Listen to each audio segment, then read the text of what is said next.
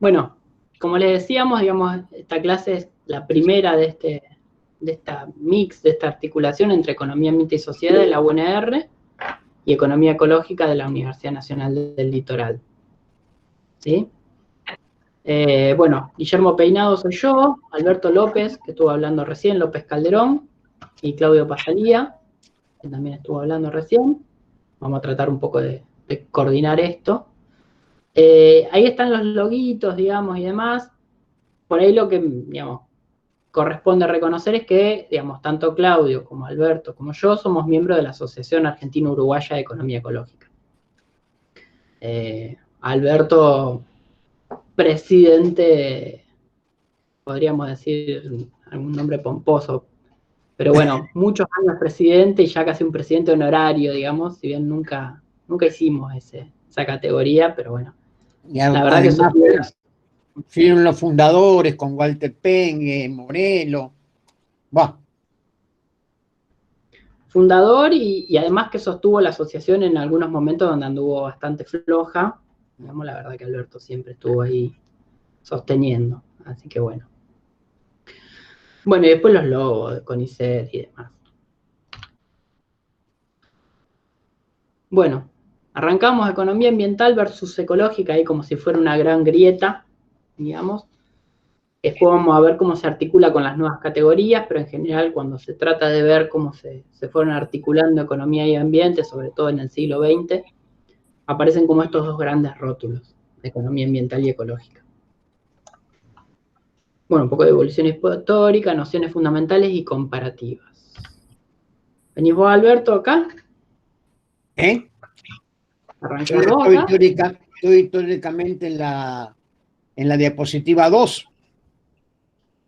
Etapa en la relación sociedad-naturaleza. Sí, en esa estás. Bueno, ¿y qué querés que diga algo? No sé, ¿querés decir algo? Pero no, vos sos el que sí.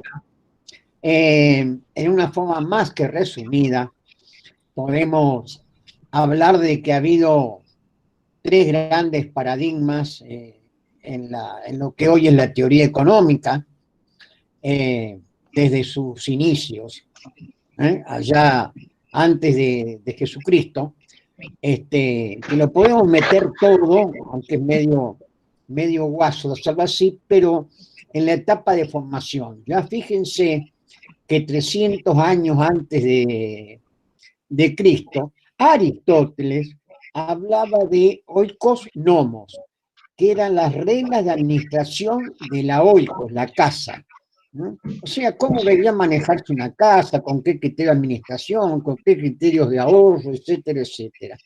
Y en el año 1840 y tanto, no recuerdo bien, un alemán, Haeckel, el que le da norma a esa rama de la biología que él desarrolla, que es la economía. Ahora, fíjense qué notable, ¿no? Las dos disciplinas, digamos, ecología y economía. Justamente la economía ecológica es una especie de mirada ecológica del sistema económico y no al revés. Esa etapa de formación es muy, muy variada. Hay desde filósofos como Aristóteles, también entre los padres de la iglesia, la patrística, la escolástica, hay algunas referencias al ambiente, pero muy lejos de la economía ecológica, lo que son básicamente normas de buena conducta, de conducta ética frente a la naturaleza como proveedora de bienes y servicios para el hombre. Así que hasta ahí no había una economía, y menos una economía ecológica con una definición propia, una metodología propia. A fines, mire cómo voy de rápido, acá me falta, en la etapa de formación también hay dos escuelas o dos vertientes que son un poquito más metodológicas. Primero la economía de los mercantilistas, que es del siglo XVI, XV, XVII, que es los que impulsaban la noción de riqueza como fuente impulsaban la idea del intercambio comercial como fuente de crecimiento económico. Acá no había referencias al medio ambiente de ninguna manera. Luego, a fines del siglo XVIII, surge lo que podemos llamar el primer tratado de economía, escrito por Adam Smith, Investigación sobre la riqueza de las naciones, donde se habla por primera vez de economía, se habla de economía como una disciplina un poco más compleja, pero no hay vinculación con la cuestión ambiental. Y anteriormente también las otras vertientes ven la relación entre economía y naturaleza como un imperativo ético, esto es decir, es cuidar la naturaleza, pero no hay lo que hoy tenemos, este cuerpo de conocimientos, o pretendemos tener, este cuerpo de conocimientos que aborden, digamos, la cosa de un sentido más amplio, con un criterio ecológico. A fines del siglo, mire que voy rápido, a mediados fines del siglo XIX surge otra escuela económica crítica de la escuela clásica, que es el marginalismo económico. El marginalismo económico, que desarrolla la teoría marginal, del costo marginal, utilidad marginal, viene a embarrar la cancha, porque el marginalismo económico, que tiene sus tres representantes más fuertes en Menger, Walras y... me olvidé, Claudio el tercero. Lo que dice es que lo que no tiene precio no tiene valor y no entra dentro de lo que es la teoría económica. O sea, los árboles de un bosque natural, el agua de un arroyo, no tienen ningún valor, no son objeto de la ciencia económica. Esa economía del marginalismo económico, que todavía, señores, mis queridos señores, está vigente en muchos de los economistas que aparecen en la TV, pero casi todos han sido formados en el marginalismo económico. El marginalismo económico ha hecho de la geometría analítica una cosa que pretenden relacionar o reflejar actos económicos de los seres humanos mediante un eje de coordenada, como si la conducta humana podría tener toda una trayectoria geométrica, ¿no? La conducta humana, cada ser humano es distinto a los otros. O sea que la economía marginalista o la economía del libre mercado, como quieran llamarle, se encuentra en un momento dado empiezan a aparecer los problemas ambientales en el mundo, ya en el siglo XX. Entonces la economía ambiental, no queriendo perder terreno, comienza a abordar en los problemas de tipo ambiental mediante un concepto que es lo que llaman de las externalidades o economías externas. Esto quiere decir, ningún productor, ningún consumidor quiere contaminar. Un agricultor no quiere empobrecer el suelo, pero como consecuencia de su decisión de sembrar y cosechar trigo para generar ingresos, puede contaminar el ambiente, el suelo, bueno, generar procesos erosivos, etc. Bueno, el marginalismo económico tiene mucha vigencia hoy en día. Hay algunos autores, digamos, que han aparecido en estos días de la pandemia, que han aparecido tantos escritos, que sostienen fuertemente que el coronavirus o la aparición del coronavirus tiene que ver con este predominio o esta hegemonía del marginalismo económico. Y bueno, aquí se podría hablar mucho más. Y por último, en los años 80, 90 del siglo pasado, ya estoy cerca, estamos apenas a 20 años, surge, digamos, se despierta un gran interés en el medio natural y surge la economía ecológica como presentándose como alternativa frente a la economía ambiental, porque hay problemas, aunque la economía ambiental pretende diagnosticar y remediar problemas ambientales, solo puede hacerlo totalmente o hacerlo en determinados casos, que podríamos luego verlo. Para entrar más en esto de las externalidades, yo recomiendo la lectura de los textos de Coase y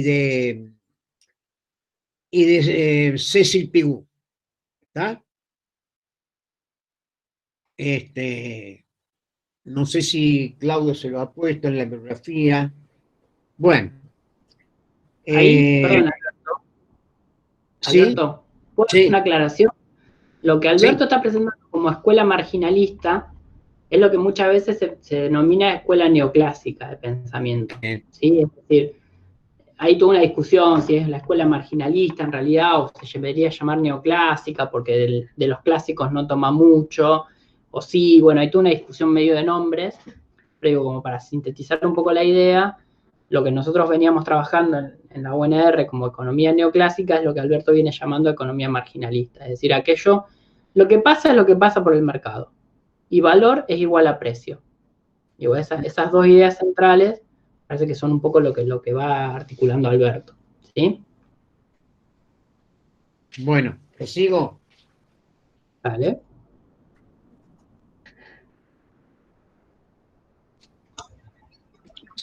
Pasar a la siguiente, ahí está. Acá está.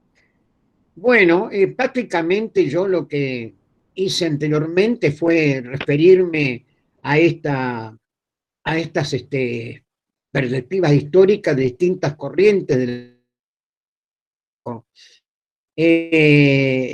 toda la economía surge clásico en el siglo XVII, en los fisiócratas, hay una fuerte actitud antropocéntrica, es decir, el hombre como centro de la ecología, como centro de la naturaleza. Hay una democracia que se plantea, siglo XVIII, que plantea que la actividad económica es o su funcionamiento es un flujo y eso tiene sentido cuando se la interpreta físico y pierde sentido cuando tratamos de interpretar menos de valor.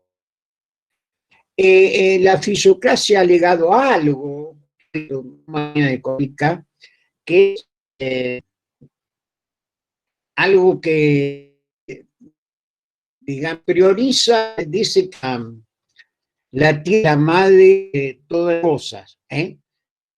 Es el padre, la madre es importante, ¿no es cierto? Entonces, para el fisiócrata, la fertilidad del suelo es algo que se debe conservar. Con la escuela clásica, ya del siglo XIX, y que tiene algunas cosas, bueno, surge con la revolución industrial, y hay, por primera vez se menciona el límite al crecimiento o al desarrollo de la actividad económica. Y la economía se liga, o la riqueza se liga a aquellas cosas que tienen de cambio, un valor de cambio, o sea, que son incambiables en el mercado. Pasemos a la próxima.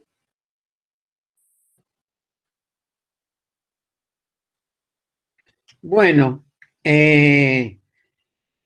algo mencioné del registro que es propio del siglo le dije, habían hecho uso y hacen todavía uso y abuso de los análisis matemáticos formales,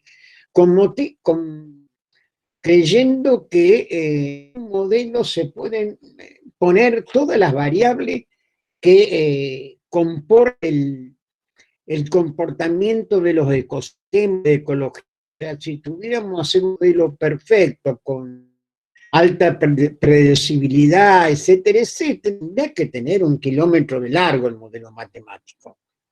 Y otra cosa que hace el marginalismo, que después lo veremos más en detalle con la sustentabilidad fuerte y sustentabilidad débil, y confianza ciega en lo que puede hacer la tecnología de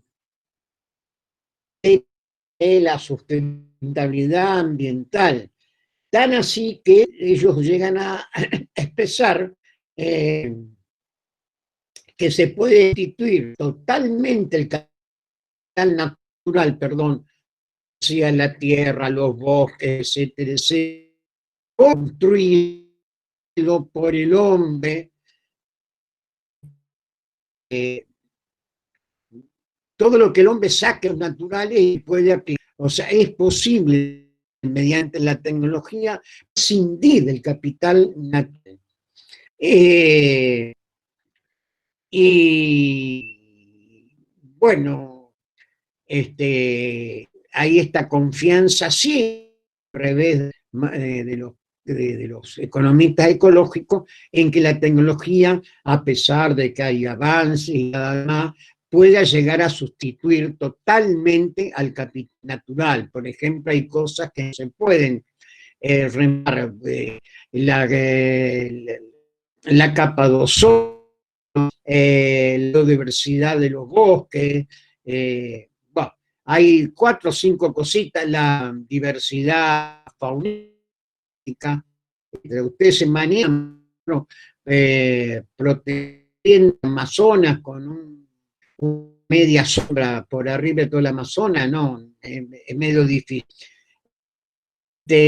Hay otro fenómeno que mencioné antes, que en la década del 60, ya hace más de 50 años, comienza todos estos problemas medioambientales de las sociedades más desarrolladas. Tan así que los teóricos de la economía se empiezan a aplicar a preocupar por problemas ambientales, y aparecen así los primeros trabajos sobre economía ambiental, uno que es un clásico, que es La primavera silenciosa, de Rachel Carson, en Estados Unidos, un ícono de la economía ecológica, que se ocupa de los problemas de la contaminación por plaguicida. Entonces se va afianzando la economía vinculada al ambiente, tan así que en 1970 Naciones Unidas convoca la primera cumbre sobre desarrollo en ambiente, fue, si no me equivoco, en Copenhague. Y después han venido sucediendo cada 10 años estas cumbres. En el 72 fue el 82, 82, recuerdo, en el 92 fue Johannesburgo, en el 2002 fue Río, y así hasta llegar a 12, que es la última, que también fue en Río. Permita en no objetivo, ya lo veremos con más detalle, pero evidentemente la visión que tienen los cumbres son los mandatarios de cada país, el rey, el presidente. Es verdad, corta, se parece mucho a la economía ambiental. No hay grandes intenciones de mejorar las cosas. Se declama en un documento y ahí quedan. Alberto, si me permitís agregar algo sobre este último punto que estaba diciendo sobre, digamos, el surgimiento, por lo menos a nivel público masivo, el reconocimiento de estos problemas ambientales derivados un poco del estilo de desarrollo y de las prácticas que se estaban haciendo, es una un hito más, digamos, en las etapas de la transformación de la civilización humana sobre la biosfera, ¿no? Hay un trabajo muy interesante de un investigador húngaro que habla de las transiciones en las relaciones de la humanidad con la biosfera, y entre esos hitos que va reconociendo, por supuesto que ya involucra otras disciplinas que nos quedan más lejanas tanto a los ingenieros como a los economistas, pero tiene que ver con la antropología, la lingüística y demás, pero el lenguaje o el dominio del fuego o el surgimiento de la agricultura, y después sí le podemos montar lo que tiene que ver con la revolución técnica industrial, digamos, que ya sí se empieza a acoplarse más como un concepto que se estudia desde las ciencias sociales y demás, pero digamos, en ese momento ya la escala, digamos, de las problemáticas empieza a ser, digamos, inobjetable, empieza a estar por todos lados, y empieza con el reconocimiento de gente que, por supuesto, en aquella época eran visionarios o lo empezaban a poner de manifiesto, pero no es que la degradación o las transformaciones de la biosfera comenzaron en la década del 60 o cuando se desarrollaron algunas conceptualizaciones respecto a las implicancias de la economía o los estilos de desarrollo sobre el medio ambiente, ¿no? Bueno, gracias, Claudio. Bueno, sigo.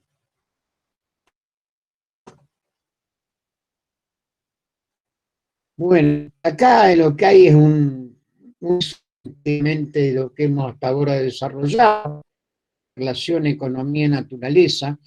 La herencia de los griegos de Ioevo es una concepción teológica reconocida. No existen las acciones ambientales. El ambiente no es concebido como lo es hoy, digamos. A ver si puedo y Guillermo me puede ayudar, es que hay un orden natural inmutable donde hay tantas como la sociedad humana necesita. Hay una visión del mundo, y las primeras teorías sobre el valor del... acá tener mucha importancia, si fue sí realmente un economista clásico, incluso, digamos, podemos llamarlo que es el primer economista ambiental. Los fisiólogos que asimilan un sistema, por sistema digestivo, cardíaco, ¿no es cierto? Quizás un sistema cardíaco. Y acá donde lo que queda como de historia es la producción en sentido físico tiene valores de cambio y valores de uso. Y todavía estamos en esa discusión en el mundo, sobre qué son los valores de cambio y qué son los valores de uso. Es una discusión que todavía no le he podido zanjar, pienso yo. Algo de sentido.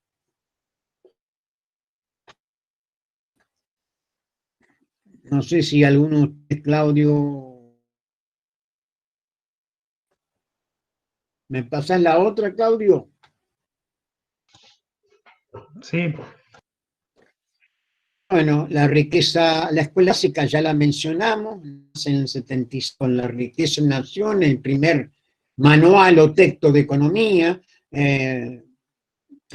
Smith, David Ricardo, Marx, todos clásicos, y hoy les menciono un economista de los clásicos, Malthus, que visualizó él, sí, expresó que había límites a la actividad económica dado por la productividad de los factores. No se olviden que en aquel siglo, aquellos años, no había tecnología agrícola, que era prácticamente la actividad económica más importante. Entonces, que iba a llegar y que la población estaba creciendo a tasa exponencial. Iba a llegar un momento en que iba a haber grandes hambrunas porque el crecimiento demográfico era más rápido que la producción de alimentos y otros bienes.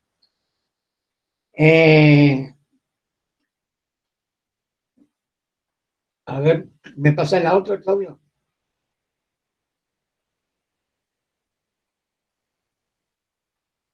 Bueno, y ya le dije hoy, los economistas marginalistas o neoclásicos, en llamarle,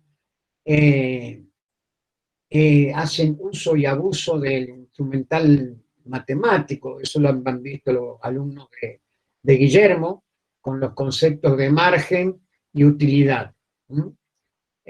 Otra cuestión que tiene que, digamos, exploran y reivindican los neoclásicos es la asignación de recursos, y que el hombre es un homo economicus, que lo que hace su racionalidad es la maximización de la utilidad como única racionalidad. Ya esto se está discutiendo, hay autores como Max Weber que han hablado de racionalidad incremental, ya algunos como Rieschmann que hablan de racionalidad ecológica, etc. Vimos que los marginalistas no existe límite físico que la tecnología pueda subsanar, o sea que hay una perfecta sustitución de factores y de capital. Y básicamente lo que los grandes principios de esta economía marginalista son la asignación intergeneracional óptima, economía del bienestar, que es lo que estuvo vigente desde la crisis del 30 a los 70 del siglo pasado, y el problema del costo social, entre el tema de externalidades. Esto fue que de alguna manera exploró uno de los que han trabajado con externalidades, Coase, un inglés. Economía del bienestar, que lo seguramente ustedes habrán nacido ya, fue toda la regulación de la economía de mercado sin ningún tipo de parte del Estado, es lo que ha primado y está primando en estos tiempos.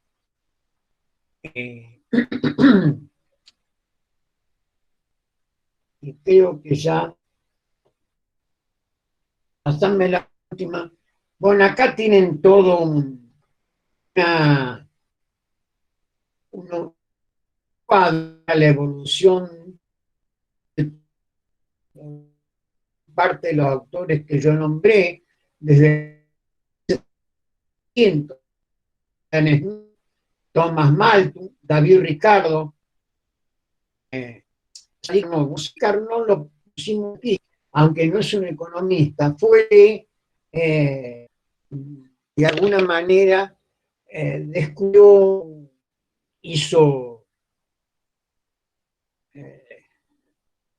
bueno, Alberto, no, para aclarar, se cortó bastante, pero para ayudarte un cachito, o sea, es una línea de tiempo cronológica en donde muestra algunos nombres que obviamente son propios de la economía, pero están en conjunto con otros que vienen de otras disciplinas. Por ejemplo, ahí entre Ricardo y Darwin tampoco era economista, está Sadi Carnot, que fue uno de los que estudió y postuló los principios de la termodinámica, ¿cierto? Charles Darwin, que obviamente ya consolidando lo que era la teoría evolucionista y demás, metido también ahí en el medio, pero también aparecen, además de los que ustedes ya conozcan por ser economistas, John Stuart Mill o Marx, aparecen Haeckel y Lotka, digamos que son ecólogos, digamos. Entonces, tenemos como Lotka más vale de la teoría de sistemas, pero digamos, en donde las bases físicas sobre el funcionamiento de los ecosistemas, el funcionamiento de la materia y la energía, fueron establecidas en paralelo, digamos, entre lo que fue la consolidación de la economía clásica y ese divorcio que fueron los marginalistas ahí digamos, a principios del siglo XX o fines del siglo XIX. Entonces, a lo que apuntamos con este gráfico es a poder indicar de que algunos, digamos, a los clásicos, pongamos a Smith, a Ricardo, etcétera, difícilmente se les puede reprochar el no haber considerado, el no haber tenido en cuenta algunas limitaciones que imponía la física o el entorno natural, porque fueron dilucidadas o formalizadas después, digamos, ¿no? Pero ya después viene toda una serie de otros economistas, entre los cuales, por ejemplo, después tenemos ahí a Pigou, que lo vamos a ver, o que lo mencionó Alberto, que va a tratar de dar soluciones dentro de la misma lógica económica a procesos que tienen que ver con implicancias mucho más allá de las transacciones comerciales, digamos, ¿no? Entonces, que tienen que ver con el entorno natural, etcétera. Está Pigou o Coase con su teorema del bienestar. Entonces, fueron cosas que se fueron desarrollando en paralelo y que recién nosotros podemos decir, con la economía ecológica de los últimos, pongamos, 30 años a la fecha, se pudieron mechar, digamos, en esto que tratamos de decir que es un campo de estudio, en donde muchas de las cosas que esta gente vino diciendo las ponemos en configuración en forma paralela, digamos, y no aislada. Ese es un poco el sentido de esta cronología, de decir, bueno, hay cosas que estuvieron ya por la ciencia determinadas y que la economía, como disciplina, por supuesto, se mantuvo alejada, digamos, ¿no? Ahí alguien me puso recién en la pantalla, uno de los muchachos, algo que Marx se ocupó de unos bosques en Renania. Sí, Marx se ocupó de la economía, pero más que todo de las relaciones de deterioro que generan las actividades humanas sobre el medio ambiente, pero no tuvo esa mirada que hoy tiene la economía ecológica, de la economía formando parte de un sistema que es la ecósfera, y no a la inversa como creen los economistas neoclásicos, que el ambiente está por encima de la actividad económica.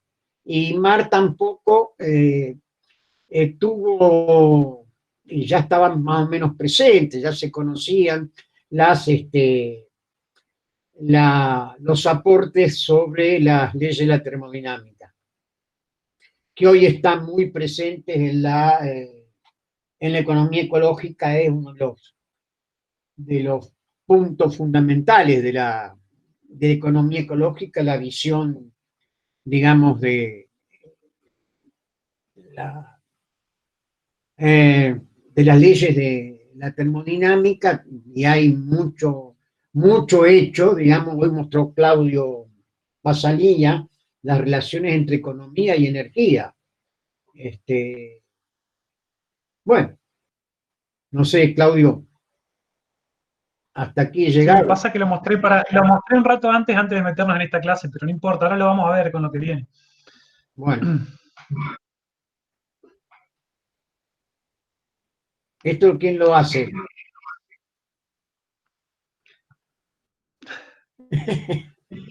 Yo sigo, Albert, yo sigo un rato. Bueno, bueno, una de las cosas que para mí es más claras de diferenciación en lo que tiene que ver con economía ambiental y economía ecológica es que la economía ambiental es un área de aplicación de la economía, de las herramientas y de las categorías de la economía, ¿sí? De manera que dentro de esa lógica, para poder continuar el análisis, los economistas decidieron poner el nombre de externalidad o de economías externas, deseconomías externas, son externalidades negativas y demás, como el problemita a subsanar, para subsanar dentro de con las mismas herramientas que siempre se manejaron, que son leyes de mercado, creación de mercado, etc. Entonces, la externalidad para el economista es justamente un efecto que ha quedado por fuera y que se trata de incorporar a los mercados, ¿sí? No importa cuánto sea, siempre se le va a poder estimar un valor económico a ese pequeño problemita, por decirlo así, y básicamente no constituyen un obstáculo al crecimiento económico, que sigue siendo el fin último, digamos, este, de la economía, independientemente de cualquier objetivo ético, ambiental o social. El crecimiento por sí mismo, bueno, las externalidades no van a ser un problema para ello, hay que solucionarlo y hay que meterlo adentro de las funciones de producción, de las estimaciones de los costeos de los estados, etcétera, etcétera. Entonces, para eso se va a encontrar con un problema, decir, bueno, ¿cómo hago valorar esa externalidad? ¿Cuál es el cambio que representa en la utilidad de un individuo y agregarlo después para conformar el cambio en la utilidad de la sociedad? Bueno, se va a aprovechar de las herramientas, digamos, econométricas, usando correlaciones, buscando las posibilidades que tiene de correlacionar cosas que sí tienen precio con cosas que no tienen precio, y va a tratar de establecer esa correlación monetaria que hay de algo que no tenía un precio, ¿sí? Entonces, básicamente va a tratar de definir el valor económico de ese problema ambiental para meterlo adentro de la función de producción. Es decir, no va a tratar de solucionar el problema ambiental o el problema de las causas de ello, y no se ven como un problema estructural. Es decir, bueno, esto lo metemos y le damos para adelante. O sea, la solución es la ampliación del mercado, la ampliación de la lógica, la monetización para avanzar, digamos. Eso es una de las cosas principales. Dale, Guille. Ahí, Claudio, nosotros solíamos poner un ejemplo, una nota de que salió en Clarín, digamos, un diario no muy antisistema, digamos, de bueno, una persona que le hizo un juicio a un motel que tenía al lado por ruidos molestos. Y bueno, el tipo le gana el juicio por externalidad, porque en realidad hay una actividad económica que le afecta a su función de utilidad, digamos, escuchar los ruidos, los gritos, los gemidos y demás. Va, le hace un juicio, el Estado reconoce esa idea de externalidad, y lo que el Estado dice es, bueno, páguesele a este vecino, usted motel, páguele a este vecino por los ruidos y la pérdida de calidad de vida. O sea, fíjense que el Estado reconoce la idea de externalidad y dice, bueno, digamos, podría haber sido un impacto ambiental, pero digo, la lógica es la misma, páguesele. Entonces ahí en la nota es muy bizarra, digamos, porque le preguntan, bueno, ¿qué piensa hacer con el dinero? ¿Viste? Y el tipo lo primero que dice, bueno, voy a poner un panel de insonorización, o sea, panel para dejar de escuchar el ruido, o sea, porque el ruido lo va a seguir escuchando. ¿Se entiende? Digo, el concepto de externalidad, además de que le pone precio a la calidad de vida, a lo que perdió, digamos, todo eso que no sé si se le puede poner precio, pero además, para lo único que sirve el dinero, ese, es para comprarte un panel que lo único que falta es que lo produzca la misma empresa o sea el mismo grupo económico, ¿se entiende? O capaz que aproveche y se va al telo, digamos. Lo que quiero decir es que el concepto de externalidad tiene un montón de problemas de la cuantificación, de pensar que bienestar es precio, digamos, que es dinero, pero además que lo único que hace es lubricar el funcionamiento del mismo sistema, porque una vez que pago la externalidad, ¿qué hago con el dinero? Compro bienes y servicios. El ruido va a seguir estando, ¿sí? Es como cuando pasó con lo de la quema de las islas acá en la zona de Rosario. Bueno, hay que cobrarles un impuesto a los que queman las islas. Bien, ¿y qué hacemos con la plata del impuesto? Ah, compramos un avión hidrante para tirar, o sea, ¿se entiende? Digo, no hacemos nada con el dinero.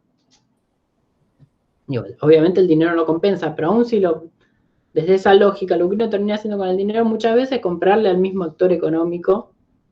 Digo, después capaz que terminamos comprando un asado hecho con carne de vacas que estuvieron en la isla, ¿se entiende? Digo, ni siquiera se rompe ese ciclo.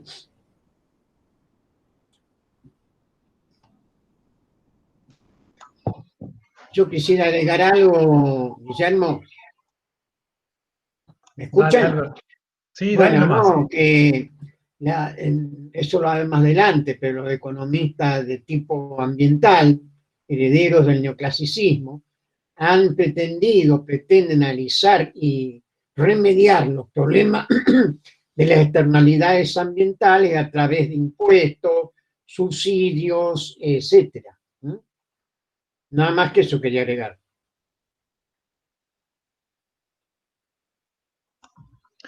Pasá, Guille, a la siguiente, porfa.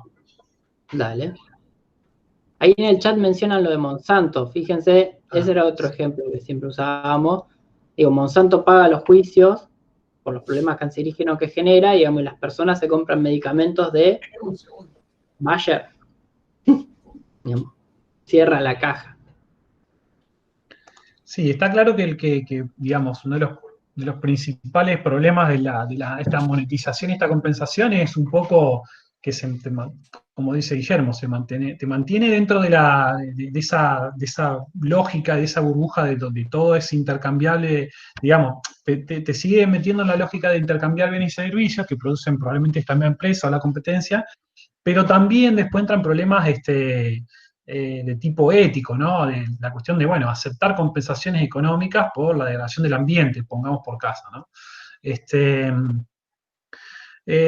Una de las cosas que quizá están asociadas, que nosotros no puntualizamos, digamos, pero que en bibliografía sobre economía ambiental se suele ver bastante, es lo que se conoce como la economía de los recursos naturales, que básicamente son estrategias, digamos, usando las leyes que me predicen, por ejemplo, para un recurso renovable, cuál es su tasa de renovación, y las leyes matemáticas de maximización de los beneficios y demás, establecer cuáles son los óptimos, cuál es la tasa óptima a la que tengo que extraer algo, y y para el caso de los no renovables, bueno, va a ser comparado con la tasa de descuento, la tasa de rentabilidad que tenga y demás, pero también, digamos, para el caso de sacar petróleo, me va a decir si me conviene esperar a que crezca el precio o sacarlo a la mayor velocidad posible por las condiciones del mercado, ¿no? Pero por supuesto que ponemos muy entre comillas esos óptimos, porque obviamente no tienen ningún tipo de discusión detrás de qué es lo que se está extrayendo y por qué, y si es un óptimo en un papel o en una ecuación, no tiene por qué ser óptimo de ninguna manera para lo deseable para la sociedad, para el ambiente, etcétera, etcétera. O el óptimo de quién, digamos, el óptimo del productor no es lo mismo que el óptimo social de ningunísima manera. O sea, ya la palabra óptimo es muy, muy, digamos, criticable desde ese punto de vista, pero se han establecido relaciones digamos, justamente para maximizar la rentabilidad que puedan tener este tipo de recursos. Bueno, supongo que lo saben, pero básicamente la gran clasificación es entre los renovables y los no renovables. Es decir, los renovables son aquellos que en tiempos, digamos, de humanos tienen capacidad de regeneración o tienen un flujo. En cambio, aquellos que no son renovables tienen un stock, digamos, que vino dado, por decir así, por la historia del planeta, caso concreto, el de los combustibles fósiles, ¿no? Es decir, se pueden estar generando, pero comparado con la tasa de extracción y de uso, es, digamos, claramente despreciable, y bueno, la gran diferencia es esa. Sin embargo, hay algunos que con el tiempo, con el conocimiento tecnológico y técnico, y por ahí, sobre todo debido a los impactos de la humanidad, algunos pasaron de ser renovables a no renovables, quiero decir, en la conceptualización. Caso concreto del suelo, por ejemplo, ¿no?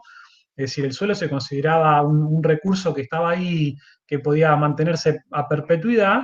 Sin embargo, sabemos que pierde porosidad, que pierde nutrientes por distintos mecanismos que no viene el caso, pero desde el tipo de siembra hasta el tipo de cultivo, o que van requiriendo la reposición artificialmente de nutrientes, bueno, cambia totalmente la ecuación, y el suelo hoy por hoy es un recurso claramente no renovable. Dale, Guille, otra.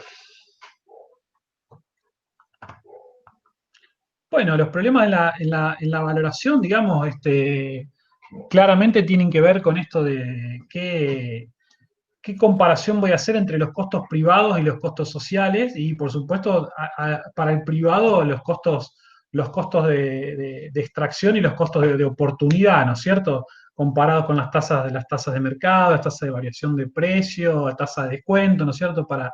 ¿Qué es lo que me va a llevar a decidir de qué momento? Porque ustedes sabrán, sobre todo los economistas, para los que vienen de nuestra facultad, lo podemos repasar después, pero la comparación de valores económicos que van a ocurrir en distintos periodos de tiempo tiene que tiene que, lo pongo entre comillas, pero usualmente se utiliza una tasa de corrección, que es que las cosas que ocurren en el futuro valen menos, solo por el hecho de que son más improbables o porque tienen riesgo, de manera tal que se usa la tasa de descuento. Entonces, la forma de comparación en la economía además se hace de una manera, se hace de esta manera, sobre todo para decisiones de corto o mediano plazo, pero esos tiempos en los cuales se da la comparación para los proyectos y la toma de decisión económica son muy distintos de los tiempos que funcionan para la ecología y para la naturaleza, de manera que ya ahí hay una simetría muy, muy grande. Y en general, la toma de decisiones de la economía se va a hacer analizando costos y beneficios, comparando eso, criterios de rentabilidad, periodos de recupero, tasa interna de retorno, etcétera, etcétera. Y para poder meter adentro de esas funciones, de esos criterios de decisión, las cuestiones ambientales, bueno, tenemos que ponerle el valor, como dijimos, a esa externalidad, y para eso se van a usar métodos que van a tratar de estimar ese valor, o a lo menos una parte del valor económico de eso. Uno de esos métodos, los que se utilizan y que por lo menos para los de UNL vamos a ver algo, yo no sé si ustedes van a ver algo o no, pero para poder entenderlos y quizá criticarlos, vamos a ver esos 4 métodos que están ahí, que son de valoración contingente, costo evitado inducido, costo de viaje y precios hedónicos, que son lo que de alguna manera los economistas ambientales utilizan para poder valorar cambios en la calidad ambiental, digamos, de un determinado sistema o de un determinado lugar. Pretenden, Claudio, simular los precios del mercado, que no lo son, porque los precios del mercado se basan en preferencias reveladas, ¿no es cierto? Y estos son supuestos en base a ciertos datos de la realidad, de preferencia del consumidor. Bueno, esto te la dejo a vos, Guille. No sé qué querías contar ahí.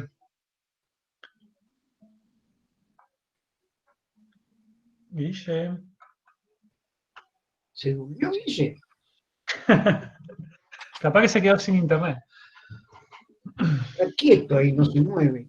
Bueno, básicamente, a ver, entre otros problemas, una de las cosas que Guille dijo antes y que se relaciona con esto, es un poco la cuestión de la valoración económica y la compensación económica con esto de o pagar una multa o pagar un impuesto. Es que el impacto ambiental puede no ser reversible, ¿sí? O puede no estar alcanzando realmente esa estimación, los impactos de todo tipo en el entorno. Quiero decir, pueden capturar a lo mejor una pequeña parte del impacto ambiental y no estar alcanzando algo que es más difuso, que no es tan directo probablemente. Entonces a lo mejor yo puedo capturar la pérdida de... bueno, ahí Guille me dice que se contó internet, yo voy a ver si puedo presentar el... Sí, ahí dice que agrega una de las participantes que Guillermo está como la Bullrich, dijo en la Cámara de Diputados o algo así. Como la Bullrich, sí. Bueno, a ver que yo voy a tratar de presentar. Me dicen ustedes si lo ven. Ah, no, Esteban Bullrich. Ahí se ve, Claudio. Fantástico. Lo que sí yo no veo lo que... A ver, denme un segundito. Creo que estábamos por... ¿Ahí? ¿Estábamos? Ahí, sí, ahí en esta diapositiva. Ahí Bien. volví, Claudio. ¿Volviste? Bueno, me alegro. No sé si querés que siga yo o volvemos al... ¿Querés que presente yo? Así podés ver. Como quieras, sí, presentá vos, yo la cancelo. No, mientras vos presentás, Guille, otro de los problemas que tiene que ver ahí con la pregunta que se hace con respecto a la contabilidad nacional, es decir, una de las grandes críticas que se hace al PBI como indicador de desarrollo que nosotros vemos, es, por supuesto, la cuestión de no considera la asimetría, digamos, la distribución de la renta, que después entrarán los coeficientes de Gini o PBI corregido, etcétera. Pero muchas veces en el PBI vamos a estar contabilizando cuestiones que pasan por la economía y que no son necesariamente generación de bienestar o de riqueza social, digamos. Simplemente son compensaciones para lograr recuperar un estado determinado que hemos perdido. Por ejemplo, en el caso de remediaciones ambientales o recuperación de la salud humana, son gastos que tenemos que son para recuperar un estado inicial y, sin embargo, se van a ver reflejados en las cuentas nacionales, ¿no? Como generación de riqueza, y claramente que no lo son. Entonces, los gastos compensatorios, que digamos, podríamos llamar esto de recuperación de la salud, remediación ambiental, o las cosas que no pasan por el mercado, digamos, al trabajo doméstico, no remunerado, etcétera, claramente no constituyen al PBI como un indicador de desarrollo genuino, digamos, ¿no? Entonces, esta era una de las cosas que queríamos destacar, de que el análisis costo-beneficio va dejando por fuera montones de cosas, montones de intangibles que no se tienen en cuenta. Además, Claudio, el PBI tampoco va a reflejar, supongamos que de un año a otro aparece un modelo de automóvil más eficiente en la utilización de energía, pero no contabiliza los problemas ambientales o contaminación que puede producir. Correcto, sí, sí. Pasate la otra, Isha.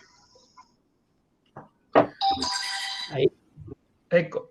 Bueno, por poner, digamos, un momento, digamos, en donde se empiezan a incorporar otras visiones por fuera de esta que venimos diciendo, que es mantenerse dentro de las categorías de análisis de la economía, extender el mercado, crear mercados virtuales donde no los había, etcétera, etcétera.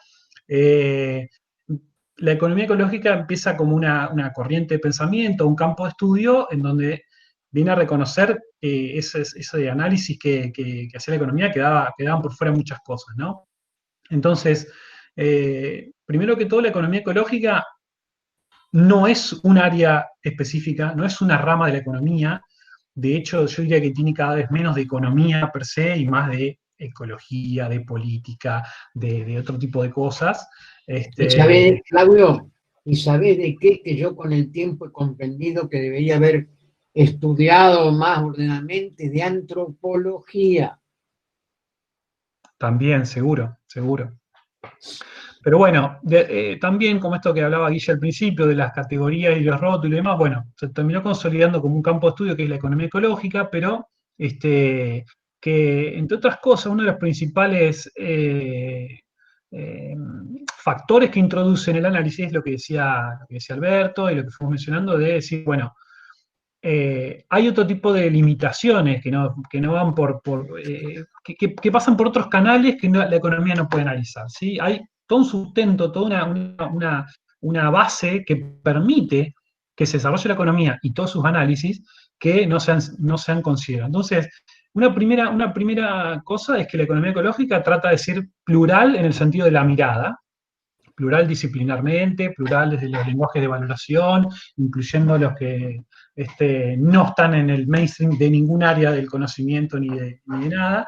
Entonces, no va a tener un método propio como la econometría, de establecer valores en pesos para tal o cual cosa y ya me entra en el flujo de caja y avanzamos.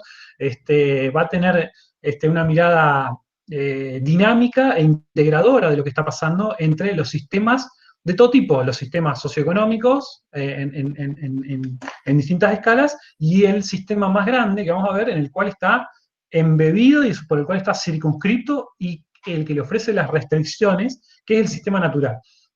¿Está? Entonces, la primer gran separación entre la economía ambiental y la economía ecológica es que la economía ecológica dice, la economía es algo que está inserto en un sistema mucho más grande y que es dinámico y que es coevolutivo y que además dentro de los objetivos de estudio de las problemáticas va a decir, bueno, hay valores en disputa, hay problemáticas sociales, hay otro tipo de cosas que, digamos, la economía, más allá de que pueda tener algunas ramas que se dediquen a eso, si puede circunscribir todo a una planilla Excel y avanzar con eso, es decir, cuánto tiene que valer, cuánto tiene que cobrar o algo por el estilo, avanza, mantiene esa lógica y puede avanzar. La economía ecológica va a decir, eso podrá ser, lo podemos considerar, sabiendo cuáles son sus limitaciones, etcétera, etcétera, pero hay un montón de otras cosas más. Una de las primeras es lo que creo que es lo que viene a continuación, que es cuáles son las restricciones que nos impone el entorno natural. Y para eso vamos a tener que estudiar cómo la ciencia física, la ciencia del estudio de las cuestiones naturales, de los sistemas físicos, analiza las cosas. Es decir, un sistema económico es una cosa que se analiza con cosas que ustedes saben y que yo no, y los sistemas naturales se pueden analizar con algunas otras serie de conceptos y demás. Uno de ellos es el concepto de sistema y de sistema termodinámico.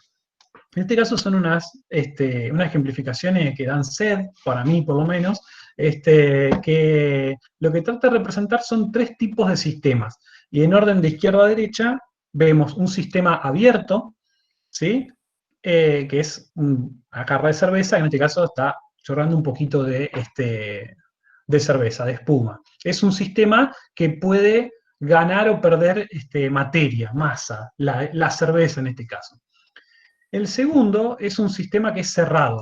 Como verán, son botellas tapadas, el cual en principio, si están bien tapadas, no permite el intercambio de materia, o sea, no se escapa la cerveza ni puede ingresar más. Es un sistema que está cerrado. Pero ese sistema, si yo lo pongo en la heladera o lo saco de la heladera, puede ganar o perder temperatura, con lo cual puede intercambiar energía. ¿Qué sería lo que no puede hacer? Por no encontrar una foto completamente ideal del tercer sistema, que es tarea de representar un sistema aislado. Como verán, le falta la tapa, entonces tendría que ser completamente cubierto con ese neopren amarillo. Es un sistema que no debería estar tapado, ¿no es cierto? Repito, pero sería un sistema que no solo no intercambia materia, sino que no intercambia energía con el entorno. Estrictamente hablando, los sistemas aislados perfectos no existen. No existen, son una modelización para poder entenderlos. Pero lo que sí es importante es que básicamente un sistema abierto permite intercambio de materia y energía con su entorno, un sistema cerrado solo permite intercambio de energía con su entorno. Pregunta para todas y todos, a ver si alguien tiene, incluyendo los que vienen de mi facu, que son estudiantes de ingeniería y próximos ingenieros. El planeta Tierra se podría encasillar dentro de alguno de estos 3. Les pregunto a todos y lo dejo abierto, a ver, ¿cuál creen que podría considerarse que es el planeta Tierra? Abierto, intercambia materia y energía; cerrado, solo intercambia energía; o aislado, no intercambia ni una cosa ni la otra. Yo te diría desde dónde te posiciones. Si te posicionas dentro del planeta Tierra, todo lo que está dentro del planeta Tierra puede considerarse cerrado. Ahora, si lo tomás como que el planeta Tierra a su vez está en otro sistema, que es el sistema solar, y así sucesivamente, en realidad, bueno, todo depende de dónde te pongas. ¿Alguien más tiene alguna otra apreciación? Gracias, Gisela. Cerrado en materia, abierto en energía.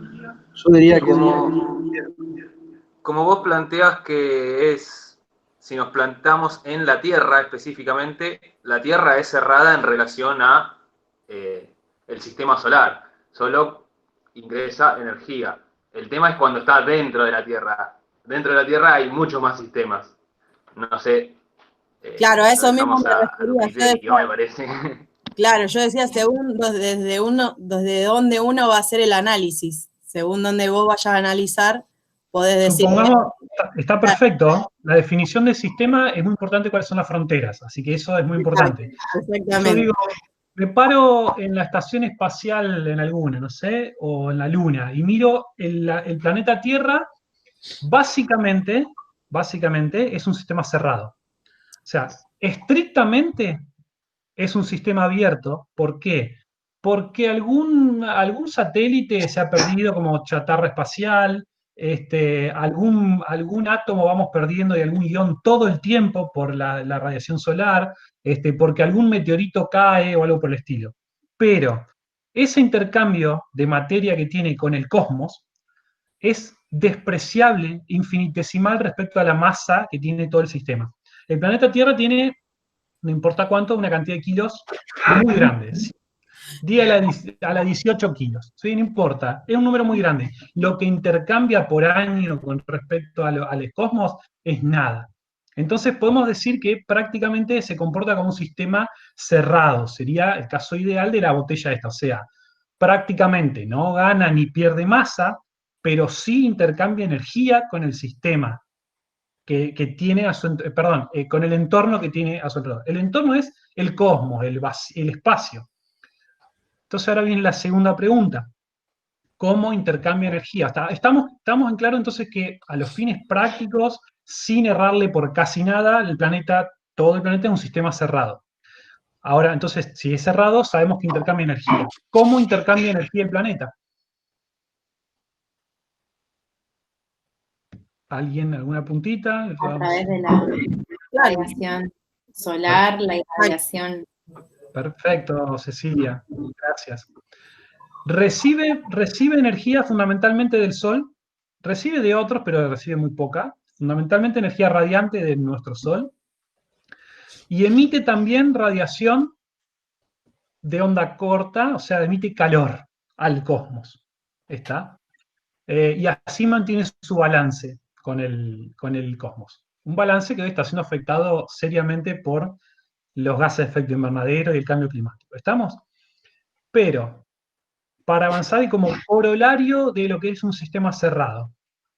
Básicamente en un sistema cerrado las cosas pueden cambiar de lugar, se pueden movilizar y se pueden cambiar su estado, etc. Sí, pierde calor, Diego, hablando mal y pronto. No hablando mal y pronto, pierde calor, está bien dicho, pierde calor. Y esa es la forma en la que alivia la energía que fue recibiendo del Sol todo el tiempo. Decía, tenemos un sistema cerrado. Las cosas, la materia, las cosas que podemos tocar, que son tangibles, bueno, algunas no las podemos tocar, pero están y tienen masa también, que el aire, es difícil decir que lo puedo tocar. Todo eso está en un lugar, o está en otro, pero está dentro del sistema. De manera tal de que yo puedo movilizar y transformar las cosas química o físicamente, pero van a estar dentro del sistema. Eso quiero que quede muy claro porque es muy importante. Quiero decir, la masa del planeta total no va a cambiar, pero sí va a cambiar si estaba en un lugar y de repente está en otro. Por ejemplo, el carbono que estuvo durante millones de años en los combustibles fósiles, hoy lo estamos sacando a una velocidad altísima y entonces se está concentrando en la atmósfera. Entonces, es un contaminante climático, le llamamos, pero el carbono que está en el planeta Tierra y que ahora está causando el cambio climático, ya estaba en el planeta Tierra. Y esa es una implicancia muy importante. Avanzamos.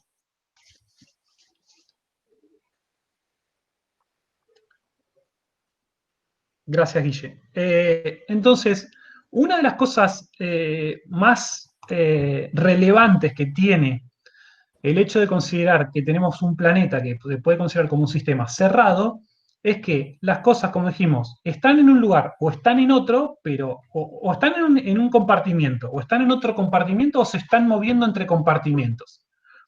Entonces, lo que se ve en ese dibujito ahí, que está en verde, está en inglés y que yo se los puedo explicar, pero no hace falta que entremos en los detalles, es que hay unas flechas que son verdes. ¿Por qué? Porque la materia se cicla, se mueve adentro del sistema, constantemente se mueve adentro de ese gran sistema que es el planeta.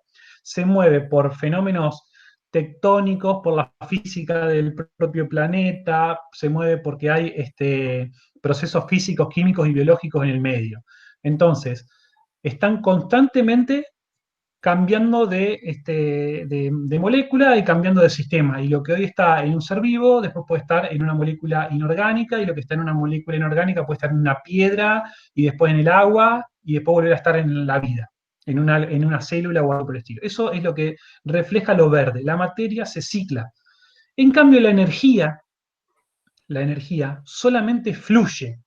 La energía principalmente de alta calidad y disponibilidad que nosotros tenemos en la superficie del planeta es solar. Hay otras formas de energía, pero no entremos en los detalles, pero explicamos el 99% largo con la energía solar. Y lo que hace es justamente motoriza que las materias y las cosas se muevan de un lugar a otro.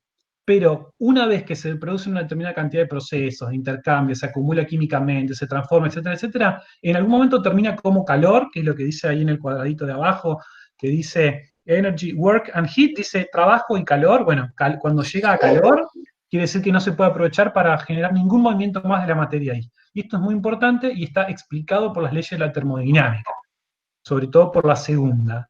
Llega un momento en donde la energía no puede producir más cambios o no puede producir más trabajo útil, diríamos.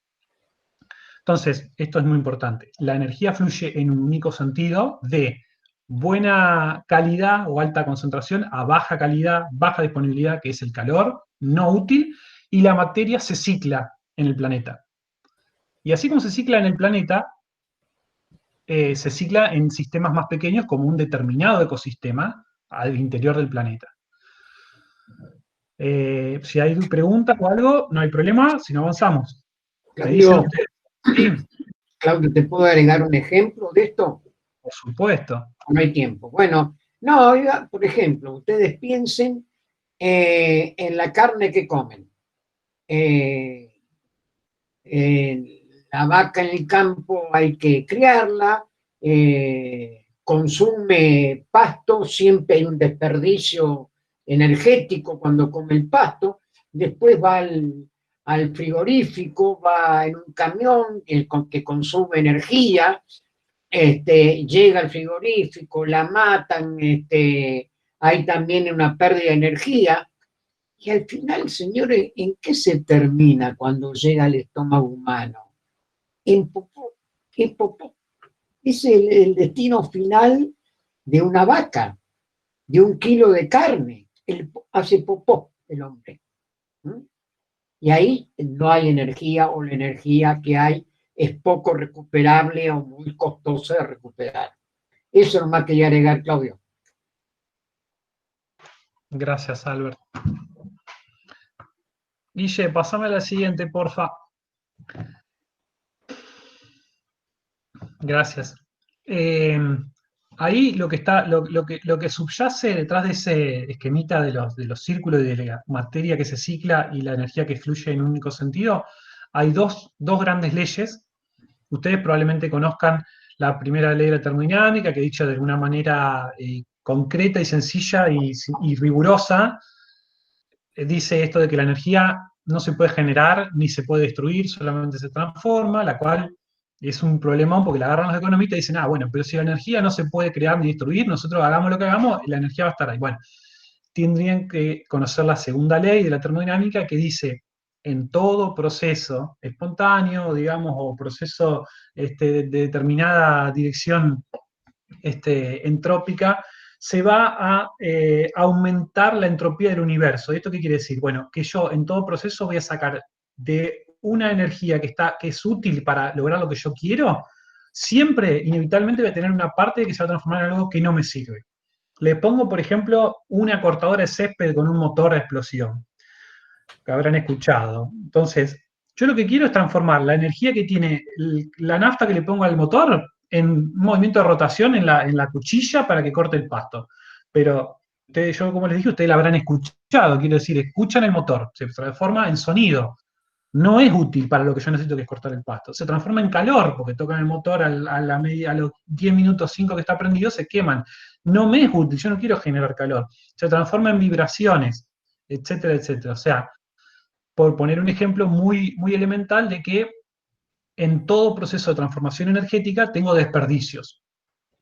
Tengo desperdicios que pueden disminuirse por mejoras tecnológicas, por diseño, etcétera, etcétera, pero siempre voy a tener un techo para eso, que es la segunda ley de termodinámica. No hay forma de escaparle a la segunda ley de la termodinámica, que me dice que voy a pasar de cosas de energía concentrada, útil, como la que tengo en 1 litro de nafta, y la que tengo después en un montón de calor generado y vibraciones y ruido. ¿Cómo cosecho? ¿Cómo recolecto esa energía? Ya está, se dispersó y se terminó transformando en una cosa que no me permite hacer trabajo útil.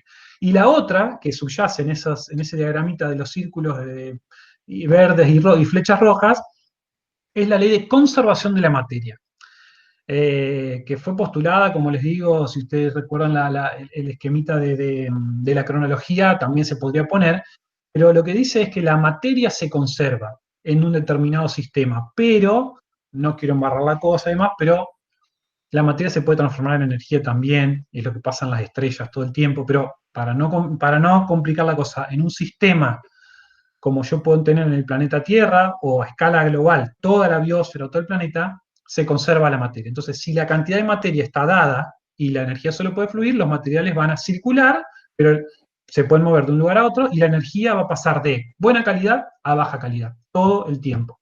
Y eso es inevitable. Inevitable tanto para la economía como para cosas que fuera de la economía. O sea, cuando un ser vivo está haciendo lo que hace, es tomar cosas del medio, crecer, reproducirse, desde una ameba hasta qué sé yo, un mamífero grande, no viola nunca las leyes de la termodinámica. ¿Estamos? Dale una más, Guille. Entonces, las grandes implicancias que tiene las leyes de la termodinámica al incorporarla a la conceptualización de la economía es que, primero, hay límites físicos para el desarrollo de la actividad económica. Una disponibilidad material, digamos, ¿por qué? Bueno, porque si bien la materia se conserva, esto no quiere decir de que todas las cosas se conservan en el lugar en donde están y más, porque hay proceso de transformación. Cuando digo que la materia se conserva en el planeta Tierra y miro el carbono, significa se conserva la cantidad de átomos de carbono. Pero el átomo de carbono puede estar en un litro de petróleo o puede estar, una vez que lo quemé, en el dióxido de carbono. O sea, está en una forma o en la otra, pero si el combustible fósil ya lo terminé de extraer y me lo quemé y lo fumé todo, se terminó. La velocidad de tasa de renovación es nula. Entonces, hay limitaciones, por ejemplo, para los combustibles fósiles. Hay limitaciones para la disponibilidad de minerales, que se usan muchísimo, sobre todo en estas épocas de altas tecnologizaciones y smartphones que tienen montones de metales y tierras raras y litio, etcétera, etcétera. Hay limitaciones para encontrar zonas donde eso esté concentrado y disponible para explotarlo económicamente. Y después que la economía, entonces, a la luz de la segunda ley de la termodinámica, opera como un acelerador de la entropía del planeta, básicamente al hacer que todos esos procesos que ocurrirían naturalmente se aceleran, ¿sí? Bueno, lo otro que dice ahí lo habrán podido leer, pero para no repetir, y veo que estamos corto de tiempo, avanzamos un poquito más. Creo que hay alguna más que puedo comentarles yo. Bueno, entonces, la economía ecológica va a mirar que hay un sistema económico, pongamos socioeconómico, que es abierto a un sistema más grande, que es la biosfera o el planeta Tierra, el cual sí es cerrado. Pero la economía como sistema está abierta todo el tiempo a la entrada y salida de materia y energía. ¿Sí? Por supuesto que toma materia que está en determinada forma, la procesa, la transforma, alguna se acumula en tecnoestructuras y demás, y otras salen como residuos. Y la energía todo el tiempo está tomando energía de alta calidad y útil, y la transforma en energía inútil, no aprovechable. La economía ecológica va a tener entonces un enfoque sistémico, pero multidisciplinar, en donde van a intervenir desde ecólogos, ingenieros o antropólogos, como decía Alberto, y economistas, pero no se va a poder quedar con una única mirada para explicar la dinámica y la complejidad de cuestiones que atraviesan la dinámica socioeconómica y ambiental, si quieren, ¿sí? Entonces, va a tener un enfoque sistémico y como mínimo multidisciplinar, transdisciplinar en el mejor de los casos, y otro componente que creo que no está hecho acá, pero que es coevolutivo, que lo podemos dejar ahí como un concepto que habla de que el planeta y la sociedad ha tenido una evolución conjunta entre los seres vivos con el devenir del propio planeta, y que le confiere características propias a este planeta en comparación con otros. No puedo entrar en los detalles porque me iría demasiado tiempo. Lo otro que va a reconocer la economía ecológica es que hay, además de las limitaciones, hay impactos que lo vamos a poder traducir en unidades de biofísicas. Es decir, vamos a poder hablar de kilos, de toneladas, de litros, de gases de efecto invernadero o lo que fuere, como indicadores de ese impacto ambiental, ¿no es cierto? A la vez que podrá hacer uso de conceptualizaciones que por ahí sí tienen que ver más con la cuestión económica y hablar de un capital natural, un capital en contraposición al capital físico, y reconocer un capital natural que es crítico, que como dijo Alberto, es aquella porción que es insustituible por tecnología, digamos. Va a hablar de una mirada de ciclos y de dinámica del sistema en esos procesos de producción y reproducción, en lugar de la mirada estática que prevé, no sé, el análisis ceteris paribus del marginalismo, ¿no es cierto? Va a contemplar las cuestiones políticas y relaciones de poder y las asimetrías al interior de las sociedades y entre los países, o entre los géneros. Va a empezar a incorporar todas esas miradas porque tensionan un poco el análisis y además justamente distingue de que no todos tenemos la misma escala en nuestro impacto ambiental o en nuestro impacto en la extracción de recursos, etcétera, etcétera. Entonces, va a tener esta conceptualización de sistema embebido en uno más grande y en donde los flujos de energía van a explicar muchas cosas, pero no se va a quedar con eso y va a ser de las cuestiones éticas y de la superación de la pobreza y las desigualdades y las asimetrías también un foco muy grande. No sé qué es lo que sigue. Bueno, esto es un esquemita que hay parecidos en bibliografía diversa y demás, en donde yo diría que en la línea punteada roja, que ahí dice economía ecológica, o la mirada de la economía ecológica, podrían ser los límites del planeta, o sea, los límites que no existen, obviamente, en términos quiero decir, la definición del volumen de control de las fronteras son arbitrarias, pero podemos reconocer que hay un planeta y después fuera del planeta no hay otra cosa. Todo el tiempo está llegando energía solar y está perdiendo calor. Esa es un poco la mirada macro.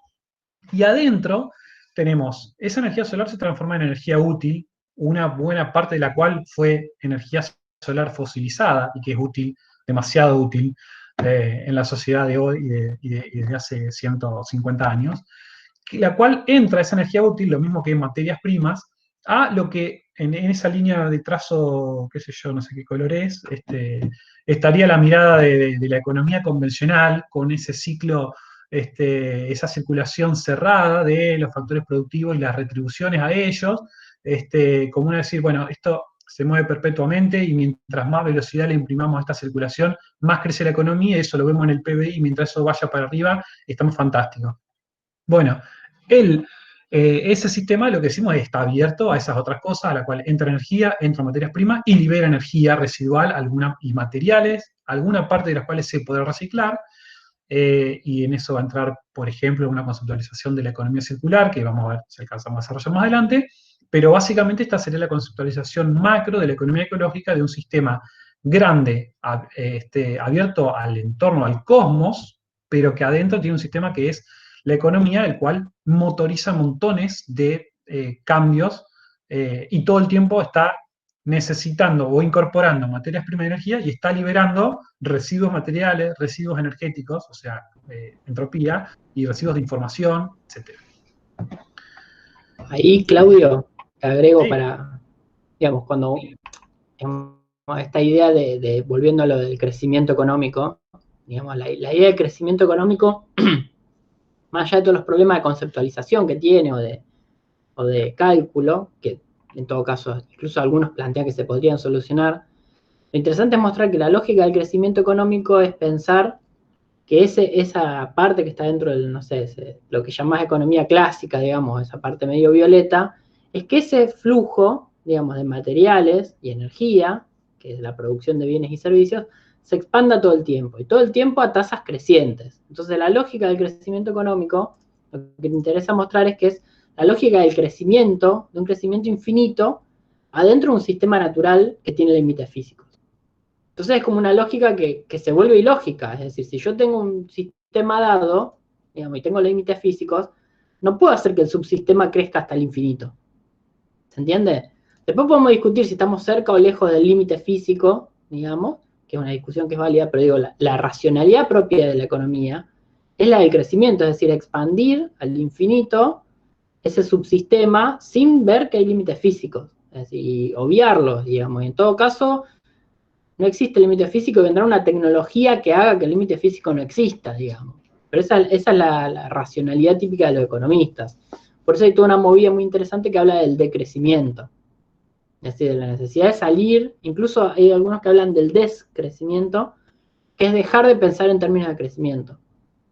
Dejar de pensar en términos de acumular, de agregar, de incorporar, de más y demás, sino al revés, de pensar cómo podemos ir hacia atrás de alguna manera, no en el sentido de, como me dijo algún alumno, volver a vivir sin calefones y que la gente se bañe con agua fría, no es lo que plantea el decrecimiento, pero sí pensar eso, digamos, ¿cuál es la lógica? Si la lógica es agregar y agregar cosas, bueno, en realidad tenemos que pensar otros caminos. Y me parece que es muy interesante esto que plantea Claudio, porque muchas veces aparece como un problema ético, moral, digamos, como uno diría, bueno, no sé, Guillermo quiere que no acumulemos cosas, y yo qué sé, Lola quiere acumular cosas, digamos, pobre Lola, que la vi ahí justo. En realidad lo que está bueno que plantea Claudio es que tiene que ver con los límites físicos, no es con una cuestión moral, ética, política, ideológica, digamos, que obviamente están en juego, pero sino que tiene que ver con necesidades imperiosas, digamos, no es una cuestión meramente propositiva. Sí, sí, no, pero los estudiantes de economía, digamos, un calefón solar para un estudiante de economía es la época de las capuchas, digamos. Es como pensar, no sé, marxismo, digamos. Yo tengo una pregunta en función de cuál es la relación entre los límites de eso que están planteando y la sustentabilidad en sí de los recursos. Y es Esa pregunta es una pregunta que no tiene una respuesta simple porque, a ver, en el análisis de la sustentabilidad hay un problema, que es que algo puede ser sustentable si yo recorto la escala de análisis, es decir, en una frontera determinada, pongamos la frontera de un determinado país, digamos, y probablemente pueda ser porque es a expensas de que está usando una parte de otra cosa que está fuera de ese país.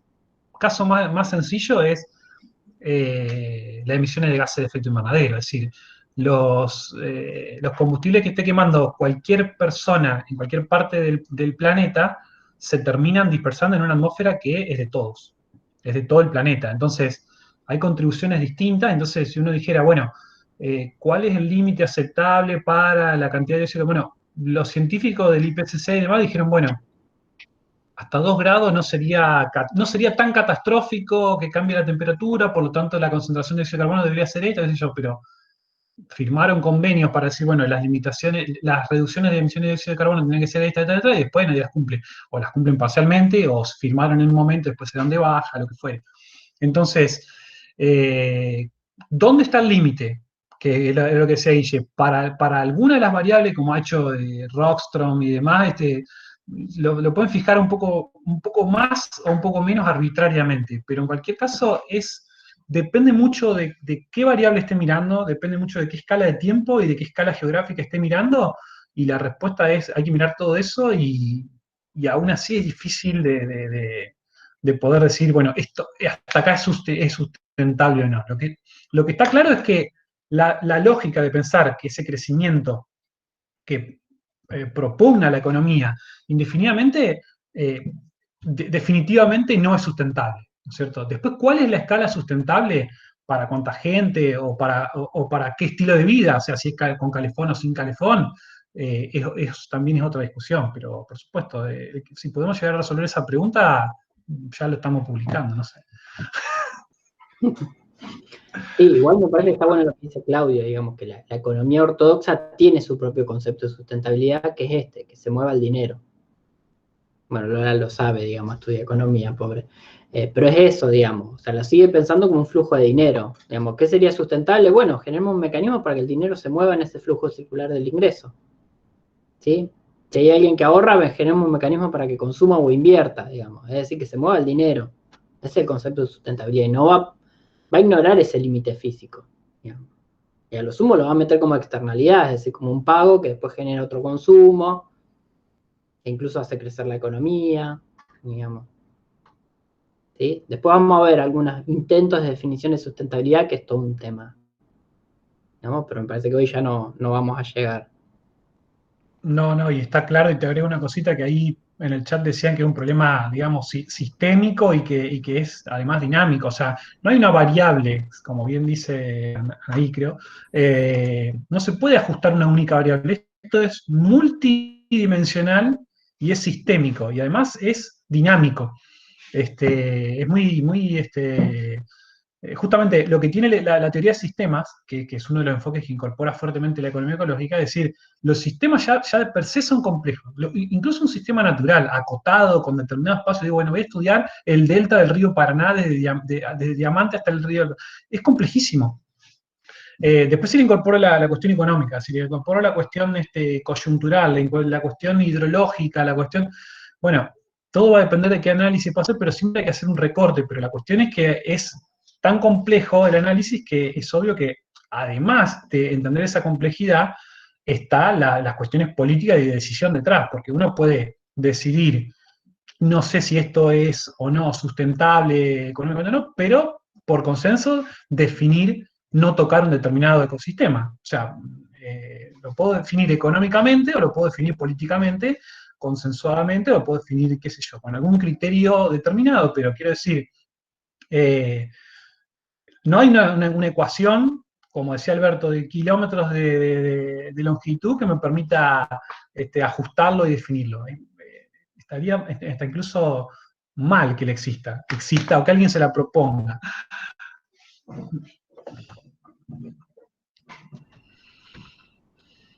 Guille, no sé, seguís vos, no sé qué es lo que viene o cómo vamos con el tiempo y etcétera. No, cerremos esto de economía ecológica y ambiental, que me parece que es el nudo, y después dejamos para más adelante estas otras economías, ¿sí? Dale. Me parece que vayamos al nudo este. Bien. Bueno, seguís vos, sigo yo, no sé, ¿qué hacemos? Y esto ya está medio lo has planteado, Sí, digamos. creo que ya lo dijimos, me parece. Esta parte lo fuimos diciendo después. En todo caso, obviamente les va a quedar el material para releer, Sí. pero creo que varias de estas cosas ya las dijimos. Sí, una de las cuestiones que me parece que está bueno que decías, Claudio, es esto de cómo juega la política, cómo juega la ideología y el poder, digamos, en estos análisis, que muchas veces la economía convencional lo invisibiliza, digamos. O incluso también hace lo mismo de dejarlo por fuera, como, bueno, la política está fuera de la economía, digamos. Como si todo el tiempo no estuvieran jugando decisiones de política en el sentido de poder. Después está la representación política, que pueden ser los partidos políticos, que nos pueden gustar o no, pero la política es eso, son las relaciones de poder. Y eso está muy adentro de esta cuestión. Y hay algo que se está hablando en el chat, digamos, que después ya alguna cuestión vamos a ver con el tema del si el crecimiento demográfico es el problema, digamos, y que me parece que se engancha un poco con esto que preguntaba Lola, con la idea de sustentabilidad, porque muchas veces la economía lo que hace es plantear la idea de que, bueno, lo que consumimos ya está. Lo que vamos a ver es cómo generamos una nueva tecnología que logre que sigamos consumiendo lo mismo, pero que impacte menos ambientalmente. Y en ningún momento aparece la discusión de qué consumimos, ni para qué lo consumimos, ¿sí? Que me parece que es una de las claves, digamos, para entender esto, porque, digamos, por ejemplo, todo el tema de energías renovables está buenísimo, probablemente, capaz que son buenísimas, los paneles solares y toda la historia.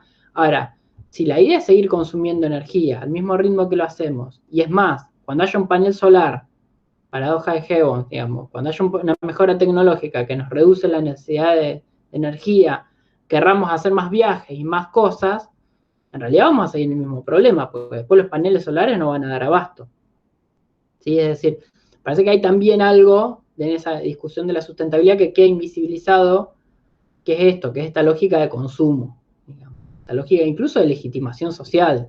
Digo, determinada marca en determinado lugar es un legitimador social, digo, agarren un boliche, el lugar, el estereotipo de legitimaciones sociales a partir de los consumos, digamos, de la ropa, la vestimenta, el celular, todo ese tipo de... Entonces, me parece que ahí hay algo con la cuestión demográfica que es preguntarse si uno está agarrando la causa o la consecuencia de alguna manera de eso, digamos, porque la población viene creciendo desde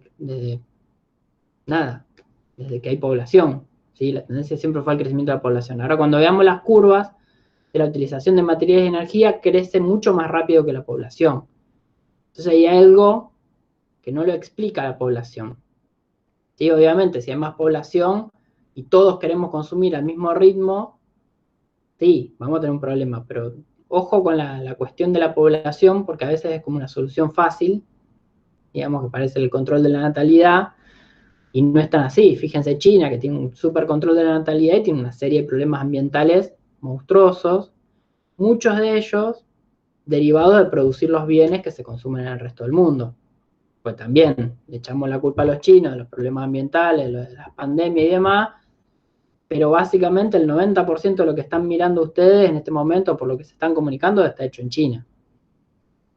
Entonces, bueno, me parece que hay que pensar como un sistema eso, ¿sí? Y ahí empiezan de nuevo las relaciones de poder, las jerarquías, digo, esta idea de buscar un malo y colocar ahí todos los problemas y demás. ¿Sí?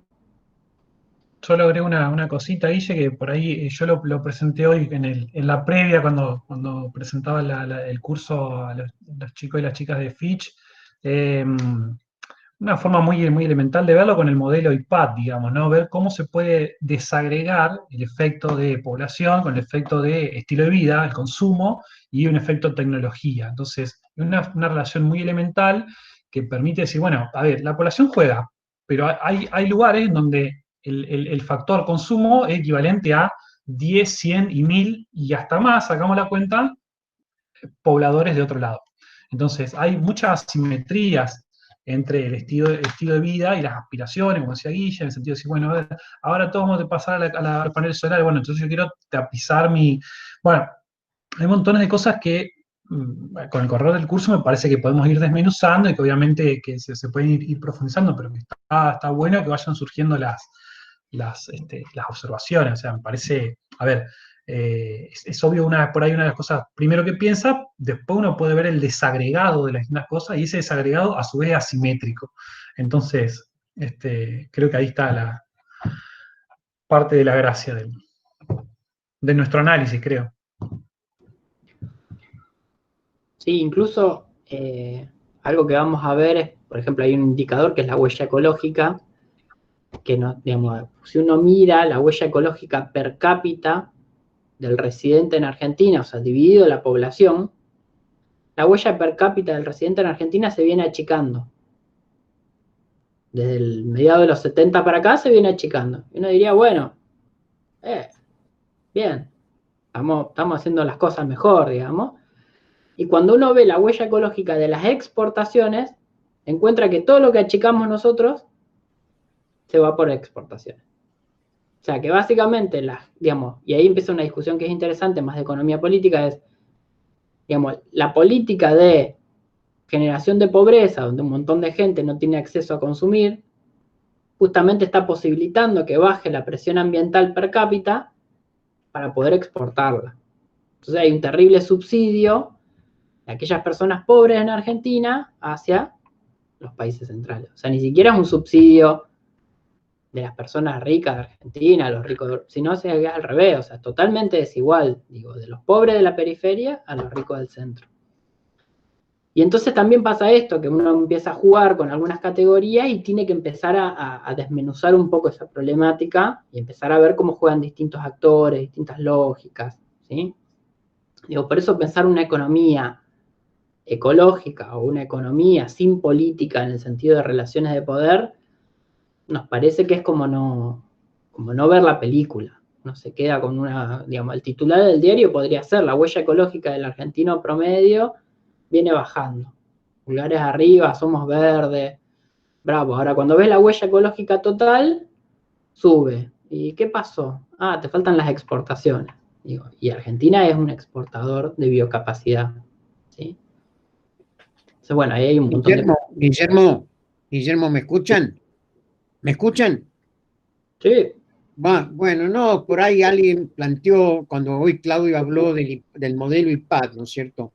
La cuestión de la relación entre sustentabilidad y población. Bueno, si nosotros nos metemos, viste, con la población, ahí hay que tener presente que el control demográfico es un problema ético, Guillermo. No se resuelve técnicamente, ¿no? Bueno, eso que quería decir nada más. No, y además termina siendo súper desigual, Ujú. porque estamos pensando en controlar la natalidad de aquellas personas que menos consumen, que Sí. menos impacto Bueno. generan.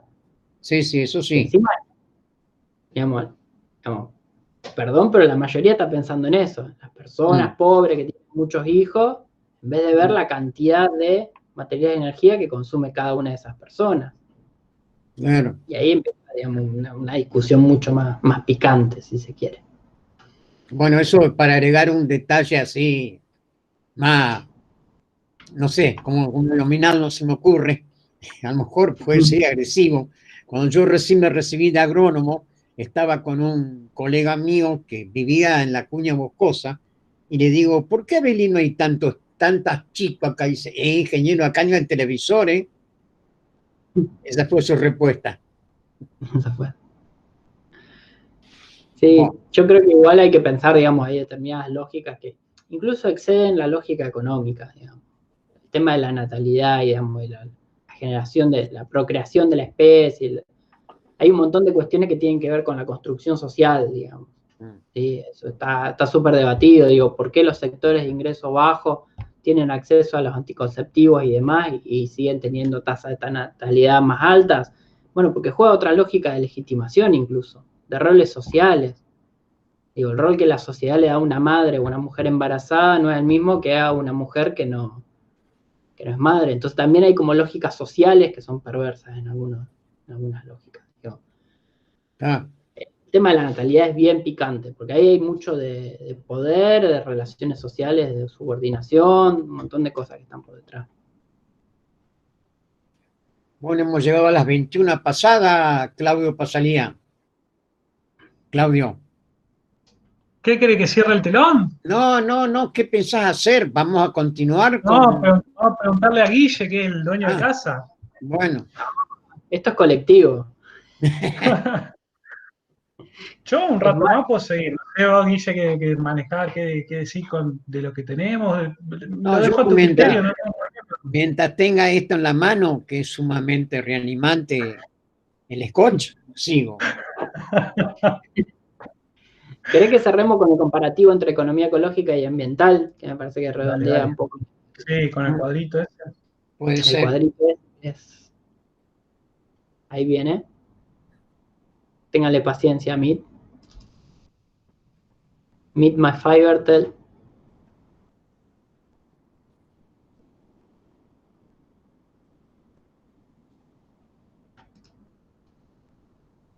Ahí lo que le vamos a presentar es un cuadrito que lo publicó Walter Penge, digamos, que hace un poco como una especie de ping-pong, de juego blanco-negro, digamos, entre esto que decíamos de la economía ecológica y la economía ambiental, ¿sí? Y a su vez incorpora como otras dos posibles miradas, la economía convencional, lo que Alberto vino llamando economía neoclásica, perdón, Alberto le llamaba marginalista, nosotros le llamábamos neoclásica, o la economía secas, si se quiere, y un ecologismo convencional, digamos, que, bueno, obviamente también el ecologismo tiene sus distintas vertientes y ramas y demás. Pero es un cuadro que me parece que sintetiza bastante algunas de estas cosas que estuvimos viendo. Por ejemplo, hay distintas entradas que tiene este cuadro, me parecen algunas que son interesantes, por ejemplo, el tema del objetivo básico a nivel macro. Fíjense que la economía convencional lo que plantea es el crecimiento de la economía, ¿sí? El crecimiento económico. Y cuando uno ve la economía ambiental sigue siendo el mismo objetivo. Es decir, esto que decía Claudio, digamos, la economía ambiental es más bien la misma economía aplicada a lo ambiental, pero sin repensar nada. Es decir, el objetivo sigue siendo el mismo, el crecimiento económico, producir más y más bienes, ¿sí? Mientras que la economía ecológica, por ejemplo, plantea el tema de la sostenibilidad o sustentabilidad, que también es un debate, si son lo mismo, si no son lo mismo. Incluso si la sostenibilidad, sustentabilidad tiene que ser económico-ecológica o no, si tendría que ser solo ecológica, digo, ahí adentro hay varias discusiones. Pero fíjense que el objetivo ya cambió, ¿sí? Es decir, la economía queda subordinada a ese criterio de sustentabilidad que puede llegar a tener más o menos de lo ecológico, ¿sí? Pero digamos, la respuesta de si da plata se hace, no es una respuesta para la economía ecológica. Digamos, la economía ecológica va a tener otras respuestas. Y en todo caso, y si era rentable monetariamente, y bueno, no se puede hacer, muchachos. ¿Qué le vamos a hacer? No cumple con un criterio de sustentabilidad o sostenibilidad, ¿sí? Pero fíjense cómo cambia, porque también cambia la relación de fuerza. Sí, es típico cuando aparece algún problema ambiental y demás, aparece el ministro de Economía y bueno, parece que el ministro de Economía cierra el boliche. Y en realidad el ministro de Economía, bajo una lógica de economía ecológica, debería ser uno más, si se quiere, de la mesa, pero no tendría que estar escindido de las decisiones en términos ambientales.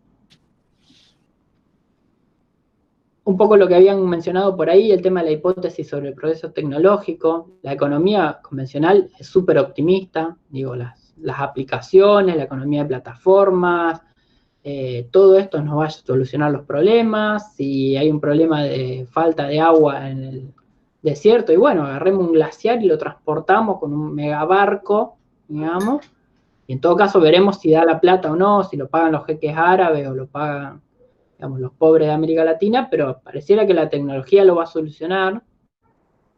Fíjense que la economía ambiental retoma lo mismo, digamos, o sea, ya va a venir alguna máquina que solucione el cambio climático, que absorba el dióxido de carbono y lo transforme en algo distinto. Y ahí la economía ecológica se para en un lugar de la prudencia, ¿sí? Sobre todo el abordaje desde la incertidumbre, es decir, si no sabemos si efectivamente hay una máquina que haga eso, no podemos habilitar que se haga ese impacto ambiental o que se dañe, ¿sí? Es decir, ahí juega un poco el tema del principio precautorio que siempre plantea la economía ecológica. Si algo puede generar un impacto ambiental, no lo hagamos. Alguien puede decir, no, pero no lo va a generar. Bueno, demostrame que no lo va a generar y avanzamos. Pero no que yo tenga que salir a demostrar después de que se hizo que está generando impacto ambiental. Caso paradigmático, glifosato. Digo, hoy la discusión, lo que logró Monsanto y demás, es que todos los que están en contra del glifosato tengan que salir a demostrar que el glifosato es cancerígeno. Monsanto y Bayer lo que dicen todo el tiempo es no, este estudio está mal hecho, que la distribución estadística, que no, que sí, que lo otro, pero fíjense cómo invirtieron la carga de la prueba. Cuando el principio precautorio lo que establece es al revés. Si querés aplicar glifosato, bueno, tráeme un estudio serio que diga que el glifosato no es cancerígeno. Alguien me puede decir, pero con ese principio es muy trosco, no hay actividad económica, se acaba el capitalismo. ¿La industria farmacéutica cómo funciona? La vacuna contra el COVID. No se le pone a la gente y que después la gente demuestre que no anduvo para hacerle un juicio. Se supone que se testea, los laboratorios juntan una X cantidad de evidencia empírica, después podemos discutir cómo se junta, etcétera, etcétera. Pero el principio precautorio es ese, la vacuna contra el COVID no sale hasta que no se demuestre que funciona contra el COVID y además que no te genera una serie de problemas atrás. Es decir, el principio precautorio no es nada antisistema, simplemente invierte la lógica. Y en ese sentido se engancha con esto de que la hipótesis de la economía ecológica no es tan amigable a esta idea de que la tecnología nos va a salvar. Hay algunos que hablan de las tecnopatologías, que como el sistema capitalista todo el tiempo va generando idea de que la tecnología nos va a salvar, digamos, y como que de alguna manera eso nos permite aliviarnos de la carga del problema. Bueno, ya va a aparecer. Digo, incluso con la vacuna del COVID. Está por aparecer la vacuna. Ah, bueno, listo. ¿Y por qué se originó? Y bueno, no importa. Pero tuvo que ver con el cambio climático, con los desastres ecosistémicos. Ah, no importa, ya la vacuna aguantemos que ya sale, digamos, y seguimos en la misma lógica. Guille, te agrego algo que está relacionado con esto de, digamos, de la opinión sobre el progreso tecnológico, digamos, que está relacionado con esto de la posibilidad de sustituir entre factores de producción, digamos, ¿no es cierto? De los factores clásicos de producción, qué sé yo, tierra o por extensión los recursos naturales, capital y trabajo, la economía convencional y la economía ambiental van a pensar obviamente que son intercambiables y que mientras la función de producción no se vea afectada, avanzamos. Entonces, habilitaría a la sustitución perfecta de factores naturales por factores tecnológicos, o sea, capital construido, artificialización. De la economía ecológica, ¿qué vamos a decir? No, bueno, habrá partes, habrá cosas que puedan sustituirse, qué sé yo, aumento de productividad por la capacidad técnica se producen y son innegables, digamos. Ahora, hay ciertas cosas que todo va a depender, abro un paréntesis, también de los límites del sistema que analicemos, ¿no? Porque muchas cosas funcionan o tienen más productividad porque la estoy subsidiando externamente con energéticos, por ejemplo, fertilizantes o paquete biotecnológico. Cierro el paréntesis. Desde la economía ecológica vamos a decir, hay una cierta parte del capital natural que no puede ser sustituido tecnológicamente por capital construido. Eso le vamos a llamar capital natural crítico, que creo que Alberto dio un par de ejemplos. Y entonces esa es una diferencia muy fuerte con respecto a la economía ambiental. Es decir, no vemos viable, o no solo que no se ve viable, sino que no sería deseable que se apunte a sustituir determinados aspectos, algunos por escala, es decir, qué sé yo, la fotosíntesis a nivel planeta, se puede hacer fotosíntesis artificial, eso no lo duden, pero a la escala a la que lo hace el planeta no se puede, o se puede polinizar artificialmente, pero a la escala a la que naturalmente se produce en el planeta es inviable, o la capa de ozono, como decía Alberto, no la podemos sustituir con una media sombra en el Amazonas, o lo que sea. Entonces, esas consideraciones marcan un punto fuerte de decir, bueno, pará, o sea, la tecnología está bien, nos ayudó, ponele, bueno, hay una cosa que no la va a poder sustituir, y eso hay que reconocer. Y hay que protegerlo, además. Y eso se engancha con esto de la sostenibilidad o sustentabilidad, digamos. La idea de la economía ambiental es un poco respondida a lo que planteaba Lola, digamos. Hay un concepto de sustentabilidad en la economía ambiental, que es esto. Bueno, lo importante es que el capital total no se achique. Y ese capital total, ¿qué está compuesto? Por capital manufacturado, capital natural e incluso capital humano. Después lo vamos a profundizar seguramente. Pero digo, lo importante es que el capital total no se modifique. Si yo pierdo un ecosistema, ¿sí?, pero gano en el equivalente monetario en equipos de aire acondicionado, es sustentable, ¿sí? Si yo reemplazo un árbol que producía una serie de funciones ecosistémicas y pongo un aire acondicionado en su lugar, y el aire acondicionado vale más monetariamente que el árbol, esa poda es sustentable. Es decir, el criterio sigue siendo monetario. Por eso va a necesitar todo el tiempo, bueno, a ver cuánto valía ese árbol. Pongámosle precio a un árbol. Está bien, pero ahí vivían una serie de pájaros, y bueno, y la sombra, cuánto vale la sombra que le daba a la casa, ¿se entiende? Pero la lógica es monocriterial. Digamos, ahí se engancha con algo que también está arriba en este gráfico, con el método de valoración. La economía ambiental va a usar siempre los indicadores monocriteriales, hay que basarlos en dinero, lo lleva todo a dinero. La economía ecológica va a plantear que los indicadores tienen que ser multicriteriales. Un poco lo que hablaba acá Claudio, digamos, hay una dimensión social, hay una dimensión ambiental, hay una dimensión económica, cultural. ¿Cómo metemos todo eso, esas variables? ¿Las llevamos a dinero o vamos a un análisis multicriterial? ¿Sí? La economía ecológica plantea eso, es necesario el análisis multicriterial. Y el análisis multicriterial es complejo. Es complejo y le da voz a todos los actores, y eso va a generar también retroalimentaciones complicadas. Pero bueno, la pluralidad es eso, digamos. Es abrir ese juego e incluso encontrarse con que, bueno, va a haber determinados posicionamientos que vayan en contra, ¿sí? Por eso la economía ecológica, y hay algo muy importante, va a utilizar indicadores biofísicos, ¿sí? Es decir, como no hay que contabilizar en dinero, puedo contabilizar en algo muy sencillo como litros de agua, ¿sí? O cantidad de especies que se pierden, o cantidad de nutrientes que se extraen del suelo. Pero esos nutrientes no se compran ni se venden. No hay problema. Lo que yo necesito en un suelo para que tenga determinada productividad es una X cantidad de nutrientes. No si los compraste o no los compraste, ¿sí? Entonces, los indicadores biofísicos son algo muy importante que va a utilizar la economía ecológica. Y, a ver, creo que ya estamos con esta. Sí. Yo diría que sí. Digo, este cuadrito obviamente es como una especie de mini síntesis, digamos, de varios que fuimos mechando y que vamos a empezar a ver hacia adelante. Sí, capaz que el otro cuadrito no aporta, el que sigue, que tiene otros colores, pero este diferencia bien lo que es la economía como disciplina pura, la ecología como disciplina pura y la economía ambiental y la ecológica. En el otro que apareció de colores, un poco como un recorrido que te viene a sintetizar de alguna manera eso que contó Alberto al principio, de cómo allá en los, no sé, en la prehistoria de la economía y la ecología podían ser más parientes, tenían mucha más relación con la administración de algo doméstico y demás, pero que tenía correlato con el entorno natural, para ir perdiéndose cuando se consolidó la economía como disciplina, digamos, en donde esas cosas que eran objeto de estudio iban a ser útiles, reproducibles y escasas, y todo lo que no fuera eso no era economía, aparecer la economía ambiental y la economía de los recursos naturales con las características que ya vimos, o sea, una exclusivamente orientada a las tasas óptimas de la explotación, óptimas en el sentido de también sacar la mayor rentabilidad, ¿no?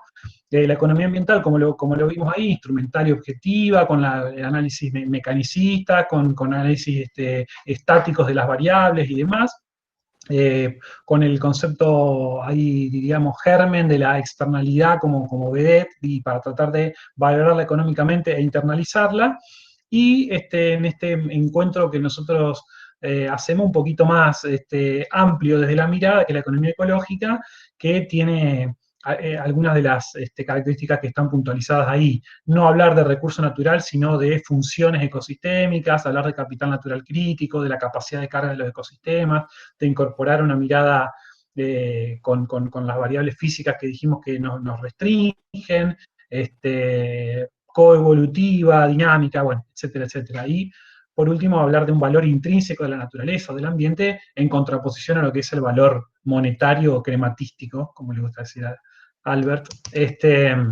Así que bueno, nada, eso un poco sintetiza esa separación y, digamos, un reencuentro, un intento de análisis más complejo de las relaciones entre la economía y la naturaleza. Creo que por hoy demasiado, salvo que Luna quiera avanzar con algo. Te está observando Luna con la lupa. A ver qué. Veo que está escudriñando. Ojo, llegó la supervisión. Bueno, ¿alguna duda, pregunta, comentario, sugerencia?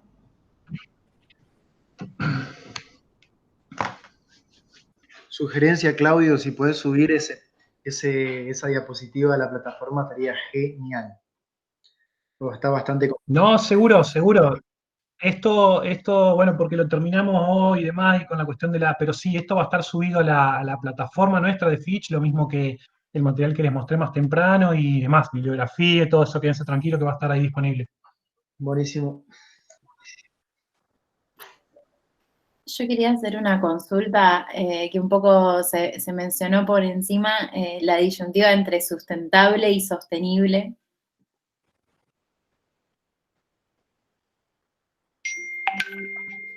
Yo tengo una respuesta que no te va a ser útil.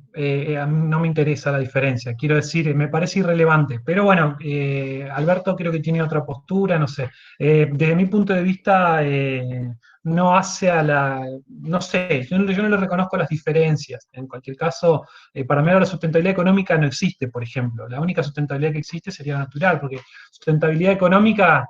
¿Qué quiere decir? Que suba el PBI, que aumente el comercio, digamos, y eso no es, ya de por sí no es sustentable. O sea, quiero decir, no se puede extender indefinidamente en el tiempo. No sé si Alberto tiene otra opinión. Claudio marcaba que tengo alguna diferencia entre ambos conceptos. Es que, como comparar, un sistema es sustentable si es capaz su dinámica de sostenerse por sí mismo, o sea que no entra en colapso, no se cae, mientras que sostenible lo es en tanto y cuanto esté, digamos, sostenido por algo, qué sé yo, que le pongamos algo, una soga para tenerlo a esa altura, ¿está? Esa es mi concepción.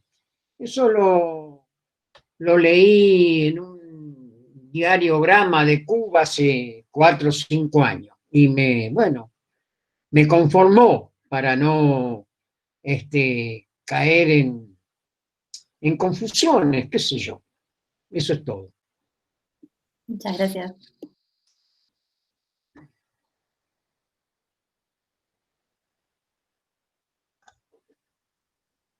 Bueno, Pasalía, se me fue la sopa, ¿qué hacemos? ¿Nos vamos a comer? Nos vamos a cenar. Yo en esa discusión también de sustentabilidad y sostenibilidad, un poco adhiero a lo de Claudio, sobre todo en el sentido de que primero hay que definir qué es cada una, digamos. Porque yo te podría decir, no, sí, para mí hay que hablar de sustentabilidad, como decía Claudio y Alberto, y no de sostenibilidad. Ahora, si vos por sustentabilidad entendés lo mismo que sostenibilidad, es como que la palabra no termina de definir algo, ¿sí? Lo cual no quiere decir que si uno la defina de tal o de cual manera cada una de las palabras encuentre una gran diferencia. Pero en el imaginario todavía no está muy clara la definición. Si vos agarrás, no sé, Alberto, Claudio y yo, los tres entendemos tres cosas distintas. Con lo cual es como que no termina de ser operativa. Lo cual no quiere decir que no. Guille, de todas maneras, sostenible no existe en el idioma inglés, solo existe sustentable en el idioma inglés.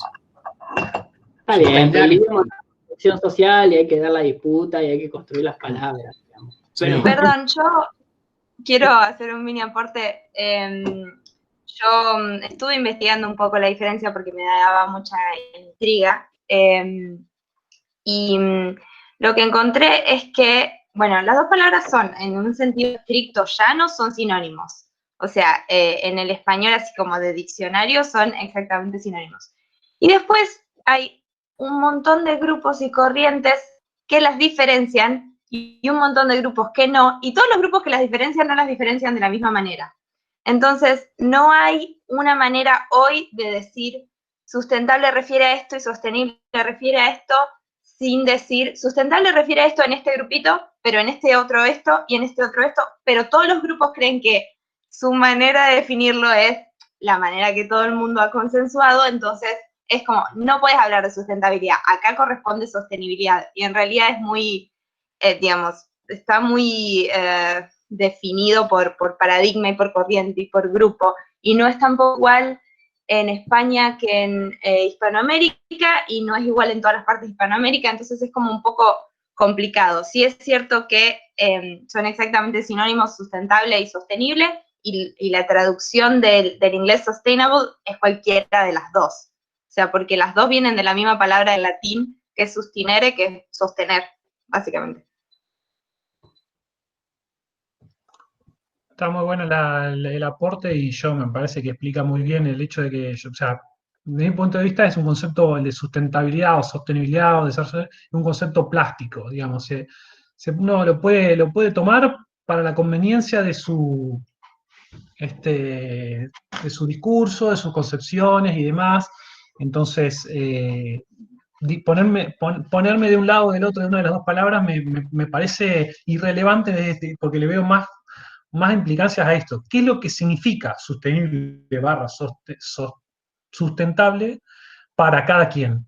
O para cada grupo. Entonces, como es plástico, me parece que justamente es ahí donde está la discusión, en qué es lo que representa la sostenibilidad o sustentabilidad para cada sector o para cada persona.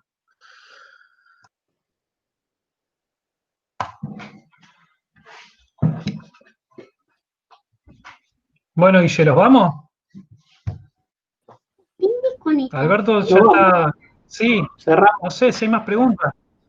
¿Había una pregunta? Parece que fue un comentario. Bueno. Bueno, el lunes que viene, misma hora, mismo canal. Nos vemos el lunes próximo entonces por este mismo. Que tengan buena semana. Bueno, Gracias. Buenas noches, nos vemos. Nos vemos. Hasta luego. Bueno, acá nos agradece mucho. Sí, gracias a ustedes por bancarnos.